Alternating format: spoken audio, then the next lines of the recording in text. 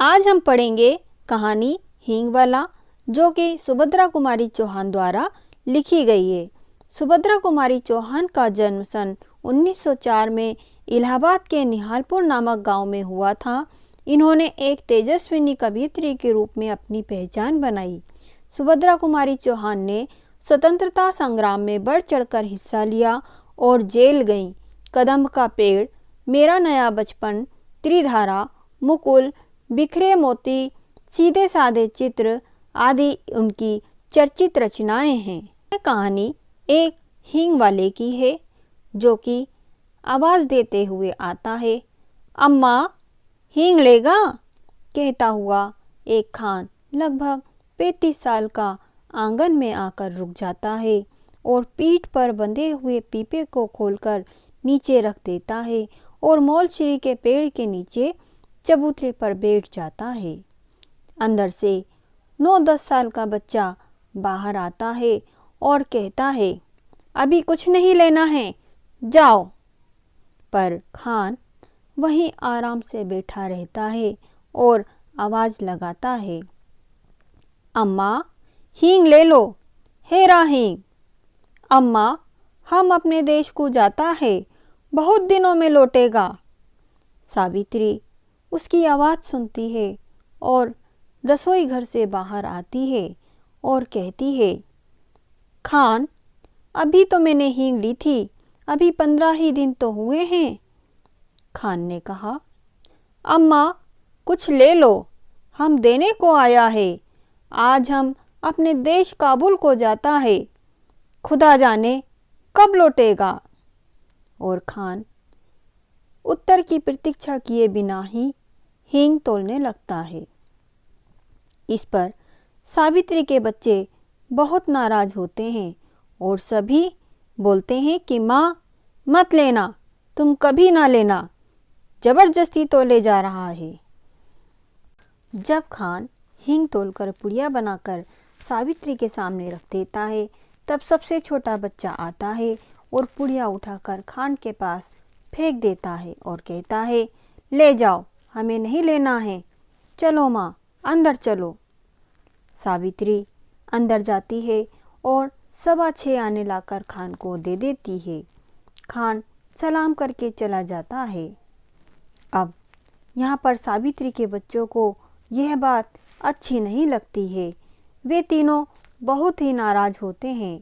उन्हें यही लगता है कि माँ ने खान को इतने पैसे क्यों दे दिए। सबसे छोटा बच्चा, जिसकी उम्र 6 वर्ष के लगभग रहती है, वह अपने भाई से बोलता है, भैया, माँ से मांगो तो भला पैसे, फिर हम लोग मलाई की बर्फ़ खाएंगे।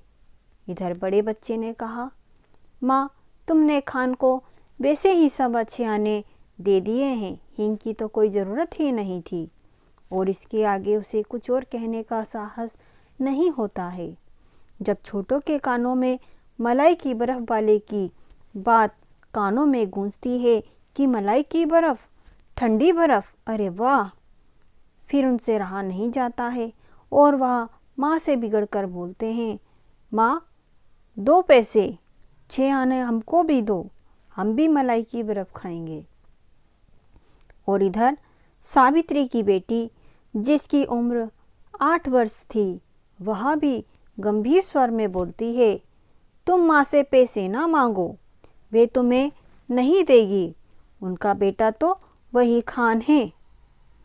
यहाँ पर सावित्री सभी की बात सुनती है और मंद ही मन मुस्काती है और वह बोलती है, अच्छा अच्छा, चलो पहले खाना खाओ, फिर मैं 1 रुपया तुड़ाकर तीनों को पैसे दूंगी।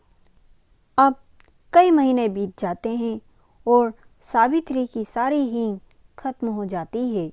इसी बीच होली भी आ जाती है। यहाँ शहर में कहीं बहुत भयंकर दंगा हो गया है और बहुत से लोग मारे गए। इन मरने वालों में 2 खान भी थे। यहाँ सावित्री सोचती है कि कहीं हींग वाला खान तो नहीं मर गया। फिर वह सोचती है, अरे, मर गया हो तो मरने दो, दूसरे हींग वाले भी तो हैं। परंतु ना जाने क्यों उस हींग वाले खान की याद उसे वापस आती है। एक दिन सवेरे सवेरे सावित्री उसी मौलश्री के पेड़ के नीचे चबूतरे पर बैठकर कुछ बीन रही होती है और स्कूल की भी छुट्टी रहती है। तीनों बच्चे घर में ही आसपास खेल रहे होते हैं। सावित्री को अपने पति की आवाज़ सुनाई दी कि वे किसी से कड़े स्वर में बात कर रहे हैं। क्या काम है? अंदर मत जाओ, यहाँ आओ। और उत्तर में उसे सुनाई देता है, हींग है, हींग, हेरा हींग। और खान तब तक आंगन में सावित्री के सामने पहुंच जाता है। खान को देखते ही सावित्री कहती है, बहुत दिन हो गए खान, हींग तो कब की खत्म हो गई। खान कहता है, देश को गया था अम्मा, परसों ही लौटा हूँ। यहाँ तो आपस में बहुत जोरों का दंगा हो गया है। सुना है अम्मा? अरे समझ नहीं है लड़ने वालों में। खान, दंगे की बात सुनकर भी तुम चले आए, डर नहीं लगा? दोनों कानों पर हाथ रखते हुए खान बोला, ऐसी बात मत कहो अम्मा, बेटे को भी क्या कभी माँ से डर हुआ है जो मुझे होता। और उसके बाद उसने अपना डिब्बा खोला और एक छटाक हींग तोड़कर सावित्री को दे दी। अब दोनों के ही पास चिल्लर नहीं थी, यानी कि खुले पैसे नहीं थे। खान पैसा फिर आकर ले जाएगा कहकर सावित्री को सलाम करके चला जाता है। अब दशहरा आ जाता है, जो कि हिंदुओं का बड़ा त्यौहार होता है। शहर में पहले से ही दंगा हो चुका था और अभी इस प्रकार के दंगे की आशंका न थी। शहर में सब जगह पूर्ण शांति थी।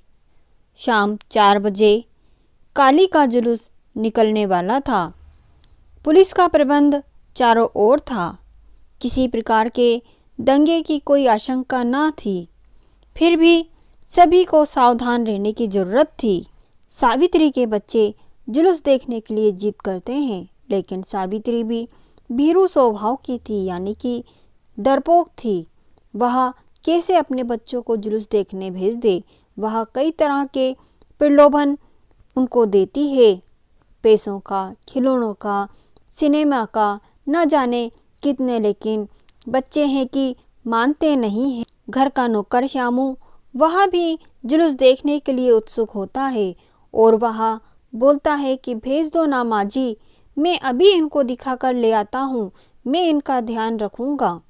अब यहाँ बच्चों ने भी जोर पकड़ लिया कि नहीं, हमको तो जाना ही है, और सावित्री को मजबूरन बच्चों को भेजना पड़ता है। बच्चे खुशी खुशी काली का जुलूस देखने जाते हैं। यहाँ देखते ही देखते दिन ढल गया, अंधेरा भी बढ़ने लग गया। सावित्री के बच्चे अभी तक घर ना लौटे। अब सावित्री को न अंदर चैन आता है न बाहर। वह घबराती है और अपनी मूर्खता पर पछताती है कि कहाँ मैंने बच्चों को भेज दिया। इतने में ही कुछ आदमी सड़क पर भागते हुए नजर आते हैं। सावित्री पूछती है, क्या हो गया भैया? तभी आदमी कहता है कि माँ जी, दंगा हो गया है। अब तो सावित्री के हाथ पैर ठंडे पड़ जाते हैं। उसके साथ साल भर का बच्चा है। वह ना गोद के बच्चे को छोड़कर जा सकती है और ना लेकर जा सकती है। वह अपने आप पर पछताती है कि उसने बच्चों को क्यों भेजा, लेकिन बच्चे तो जिद्दी थे जो जबरदस्ती चले गए। अब तो सावित्री की हालत पागलों जैसी हो रही थी। कभी वह भगवान से मिन्नतें मांगती, कभी वह अपने आप को कोसती। यहाँ पर शोरगुल भी बढ़कर अब शांत हो गया था। रात हो चली थी, पर बच्चे अभी तक ना लौट कर आए। सावित्री फूट फूट कर रोने लगी। उसी समय उसे एक गाड़ी की आवाज़ आती है, जो कि उसके दरवाजे पर आकर रुकती है। उसे वही चिरपरिचित आवाज़ सुनाई देती है जो उसने पहले सुन रखी थी। अम्मा!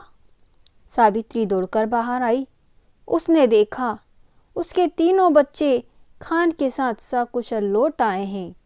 खान ने सावित्री को देखते ही कहा, वक्त अच्छा नहीं है अम्मा, बच्चों को ऐसी भीड़ भाड़ में बाहर ना भेजा करो। बच्चे दौड़कर सावित्री से लिपट गए और छोटे ने कहा, अम्मा खान बहुत अच्छा है, दंगा तो हुआ और दंगा जैसे ही हुआ शामू हमें छोड़कर भाग गया। खान ने ही हमें बचाया है, नहीं तो आज हम भीड़ में मारे जाते। सावित्री ने पूछा, अच्छा तो खान से हींग लेने दोगे या नहीं? बच्चों ने एक ही स्वर में कहा, हाँ हाँ जरूर लेने देंगे, खान तो हमारा दोस्त है। खान ने टपट कर कहा, नहीं दोस्त नहीं, हम तुम्हारा भाई है। बच्चों, आपने देखा कि एक सच्चे इंसान की पहचान किस तरह से होती है। उसकी पहचान धर्म जाति से नहीं बल्कि उसके गुणों से होती है। इस पाठ में भी आपने देखा कि खान नामक हींग बेचने वाला व्यक्ति बच्चों के दिलों में किस तरह से जगह बना लेता है। वह एक इंसान है जिसने दिखा दिया कि धर्म जाति भूलते हुए दूसरों की मदद करना ही सच्ची मानवता है।